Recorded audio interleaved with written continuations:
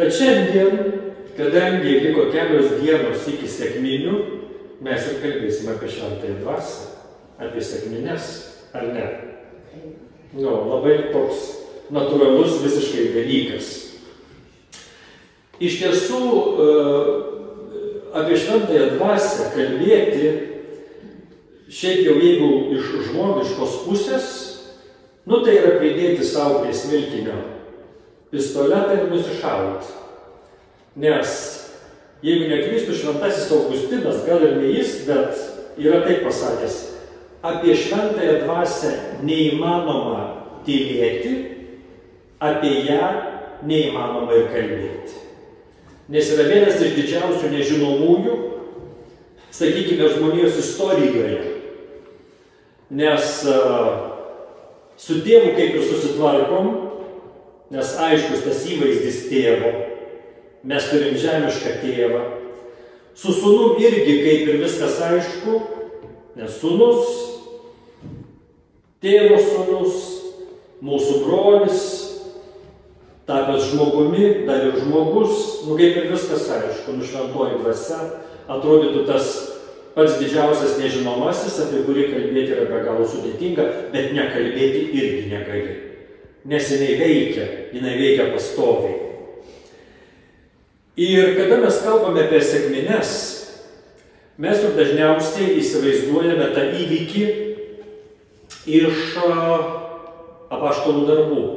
Antras skyrius, kur Marija ir mokiniai po Jėzaus žengimo į dangų yra susirinkę aukštutinėme kambaryje, yra nurodoma vieta ir va ten įvyksta tas įvykis, kurį aš dabar perskaitysiu. Atėjus sekminių dienai, visi mokiniai buvo drauge vienoje vietoje. Staiga iš dangaus pasigirdo ūžesys, tarsi pūstų smarkus vėjas. Jis pripildė visą namą, kur jie sėdėjo. Jiems pasirodė tarsi ugnies liežuviai, kurie pasidalyje nusileido ant kiekvieno iš jų. Visi pasidarė pilni šventosios dvasios ir pradėjo kalbėti kitomis kalbomis, kaip dvasia jiems davė prabilti. Jeruzalėje gyveno žydų ir pamaldžių žmonių iš visų tautų po dangumi. Pasigirdus tam ūžesiui subėgo daugybė žmonių, jie didžiai nustebo, kiekvienas girdėdamas savo kalbą jos kalbant, lyg nesavi ir nustėrę jie klausinėjo, argi va šitie kalbantys nėra galilėjiečiai, tai kaipgi mes kiekvienas juos girdime savo krašto kalba. Mes partai, medai, elamiečiai, Mesopotamijos, Judėjos ir Kapadokijos, Ponto ir Azijos, Frygijos ir Pamfilijos, Egipto bei Libijos pakraščio ties Kirene gyventojai, ateiviai romėnai, žydai ir prozelitai, kretiečiai ir arabai. Mes visi girdime jos skelbiant įstabius Dievo darbus mūsų kalbomis. Visi be galo stebėjosi ir nieko nesuprasdami klausinėjo, ką tai reiškia, o kiti šaipėsi. Jie prisigėrė jauno vyno. Tai vat tokią istoriją mes žinom iš Luko apaštalų darbų pirmosios sekminės. Kaip buvo Jėzaus atėjimas, kūnų, Kalėdos, ir prisimenat, ten yra toks įvykis, kada angelai apreiškia piemenėliams. Bėkite į Betliejų, pasižiūrėkite, kas ten nutiko. Ir jie bėga, keletas piemenėlių bėga pasižiūrėti. Čia yra labai panašu. Išgirsta triukšmą visi žmonės aplinkui ir jie bėga pasižiūrėti, kas ten įvyko. Ir pamato va tokį įvykį. Stovi galilėjiečiai, kurie moka vienintelę kalbą, galbūt dvi, tačiau jie, tie žmonės, kurie yra iš skirtingų kraštų, jie visi juos supranta. Ir truputėlį vėliau mes pasižiūrėsime, o kągi tai galėtų reikšti. Jeigu žiūrėsime į bažnyčios istoriją, kaip vystėsi teologija mokslas apie Dievą, tai mes suprasime, kad tai yra ilgas ir labai įdomus procesas. Žiūrėkite, visas Senasis testamentas tai yra apreiškimas Dievo, kuris yra tėvas. Vat palengva stengiamasi įbrukti vos ne žmogui, kad Dievas yra mylintis tėvas. Ir tik pabaigoje, ar nebūtinai pabaigoje, bet kai kuriuose vietose išlenda kažkokia tai nuoroda, kažkoks tai pasakymas, kad tas tėvas turi ir sūnų. Ir tada yra Naujasis testamentas, kuris jau apreiškia pilnai sūnų, bet jau yra nuorodos į dvasią, į šventąją dvasią. Tačiau jeigu žiūrėsime į bažnyčios mokymą, kaip vystėsi, kaip sakiau, teologija, tai Jėzus Kristus kaip Dievas bažnyčios susirinkime buvo pripažintas tik 321 metais, Nikėjos susirinkimas. Tai yra 4 amžiaus pirmas ketvirtis. Įsivaizduojat, 321 metai. Aišku, žmonės tikėjo, kad Jėzus yra Dievas, bet tikėjo ne visi. Nes per 300 metų bažnyčioje buvo be galo daug erezijų. Kas yra erezija? Sako, erezija, eretikas. Netikras mokslas. Ar ne mokslas, kuris neturi pagrindo, kuris yra neteisingas. Ir tas erezijas reikėjo nugalėti. Tai ir šventasis Augustinas, ir šventasis Ireniejus, ir ten kiti šventieji, kurių buvo begalės daug, jie kovojo su įvairiausiomis erezijomis. Ir viena iš erezijų buvo, kad Jėzus nėra Dievas. Jis tik yra, jam Dievas yra suteikęs kažkokią tai ypatingą galią ir viskas, o daugiau nieko. Ir bažnyčia susirinkime turėjo kategoriškai pasakyti ne. Jis iš tikrųjų yra Dievas. O su šventąja dvasia dar įdomiau, kad šventoji dvasia Dievu būtų pripažinta, reikėjo dar bene 60 metų. 381 Konstantinopolio susirinkimas, kuris pasako, kad šventoji dvasia yra Dievas.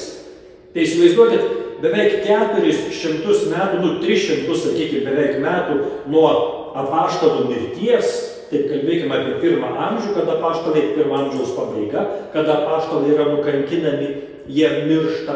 Tai dar panašiai 300 metų bažnyčia gyveno negalvodama, kad šventoji dvasia yra Dievas. Jau buvo kalbų, ar ne, taip, kad čia, žiūrėkit, yra toks ir toks apreiškimas, bet ir šventasis raštas apie tai kalba, ir bažnyčios tėvai apie tai rašo, bet reikėjo susirinkimo, kuris pasakytų viskas.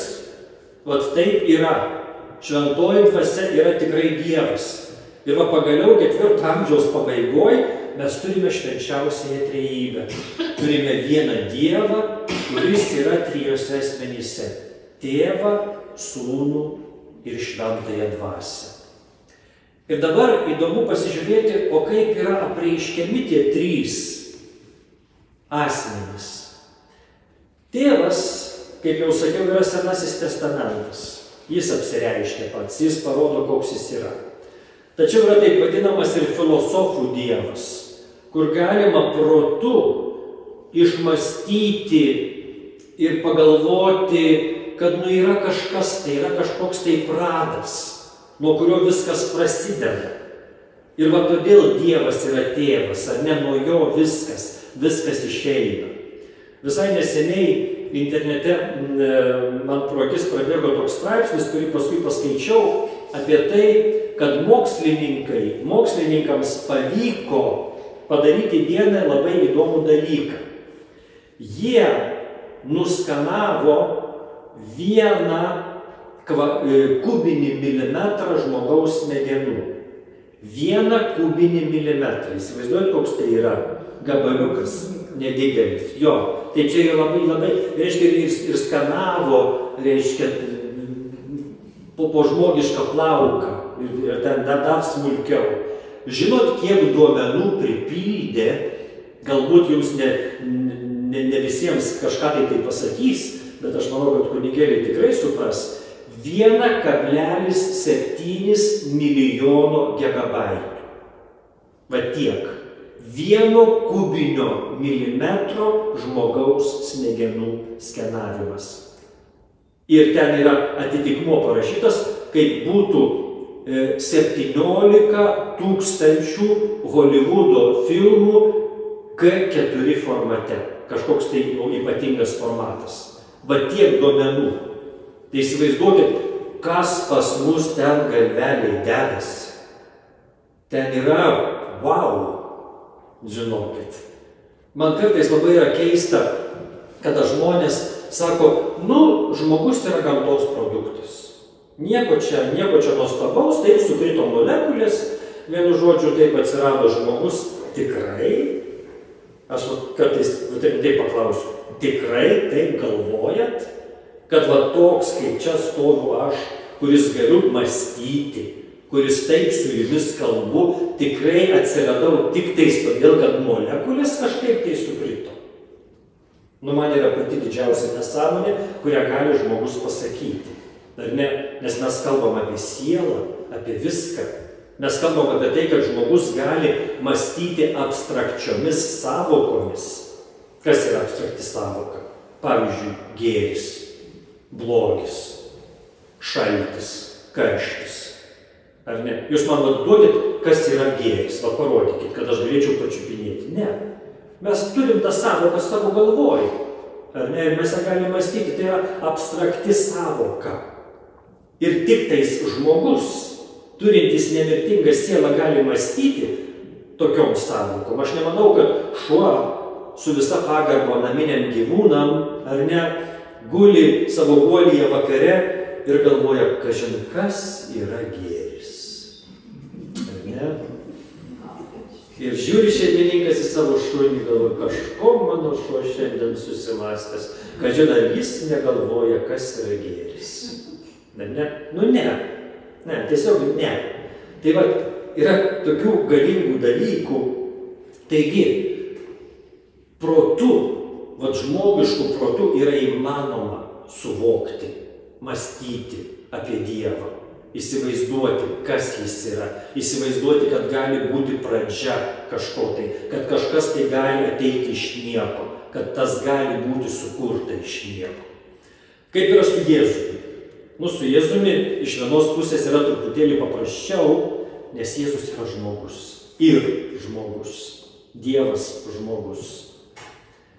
Jau mes jį turime istorijoje. Ir mes turim panašiai apie 36 metus jo gyvenimo. Jūs žinot, kad 33 metai mirties nėra tikslus.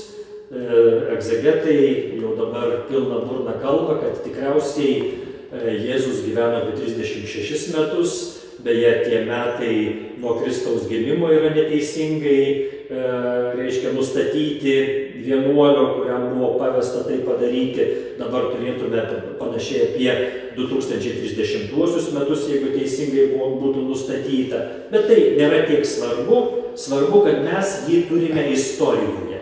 Ir mes tą istoriją turime užrašytą Naujajame testamente. Reiškia, mes jau turime labai konkretų apreiškimą. Mes turime žodžius Jėzaus. Mes turime jo darbus, jo veiksmus, iš kurių galime jį pažinti. Kaip yra su šventąja dvasia. Kaip mes ją pažįstam. Kaip sakiau, tas sudėtingasis asmuo, ar ne, nei yra tapęs žmogumi, nei ten yra apsireiškęs, nei dabar protu suvokti, ar ne, tą šventąją dvasią, kas čia dabar yra per daiktas. Kaip man suvokti visą tai. Ir pasirodo, kad šventąją dvasią mes suvokiame per patirtį arba per patirtis.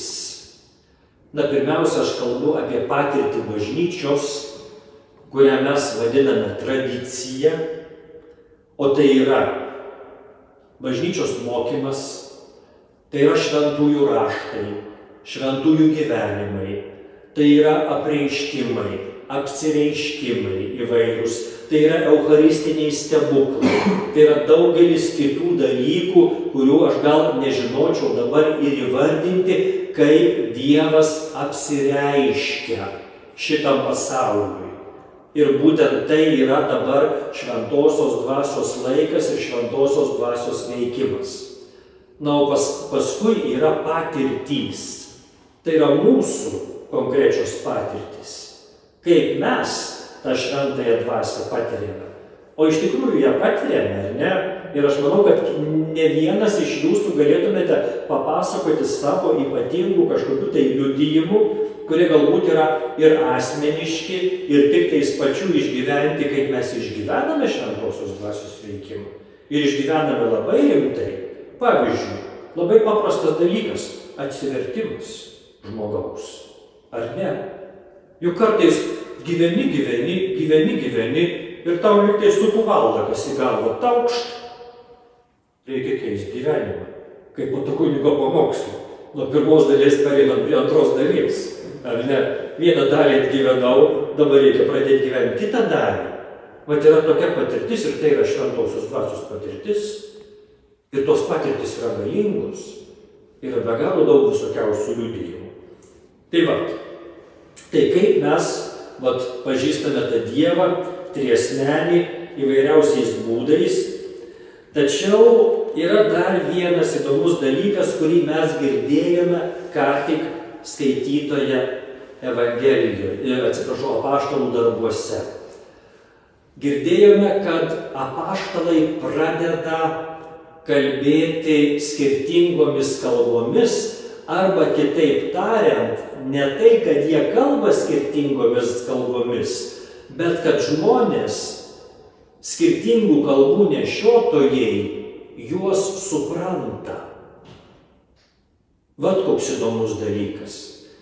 Ir tai yra kalbos barjero peržengimas, pirmiausia, sekminės šventosios dvasios atsiuntimas, o iš kitos pusės tai yra bet kokio barjero peržengimas. Pirmiausia, yra peržengiamas barjeras, kad bažnyčiai priklausys ne tik tai žydai, bet priklausys ir pagonys. Priklausys ne tik tais baltieji, bet ir skirtingos rasės žmonės. Priklausys ne tik tais turtingieji ar kokie nors išskirtiniai žmonės, bet priklausys tiesiog visi žmonės. Ir vat su tuo kalbėjimu ir supratimu tų kalbų įvyksta bažnyčios gimtadienis. Va būtent čia barjerai yra sudaužomi. Viskas. Kaip Jėzus, kaip mes kalbėjom vienoje iš konferencijų, kad irgi buvo toks, jis keitė viską. Jis keitė žaidimo taisykles. Sako, ne taip turi būti, ne taip dabar bus kitaip. Tai šventoji dvasia pakeičia bažnyčios veidą. Ir ne veltui mes ir meldžiamės, ar ne, šventoji dvasia keis bažnyčios veidą, tai jinai pakeičia juodai. Ir vat ženklas to, tai yra tai, kad žmonės skirtingų giminių, kalbų supranta apaštalus, nes apaštalai buvo pilni šventosios dvasios. Ir kas yra pilnumas šventosios dvasios, tai yra širdies pasikeitimas. Kad širdis tada atsiveria, jinai priima. Ir va šventojosios dvasios vienas iš ypatingiausių ženklų, kad jinai yra universali. Reiškia, jinai kviečia visus.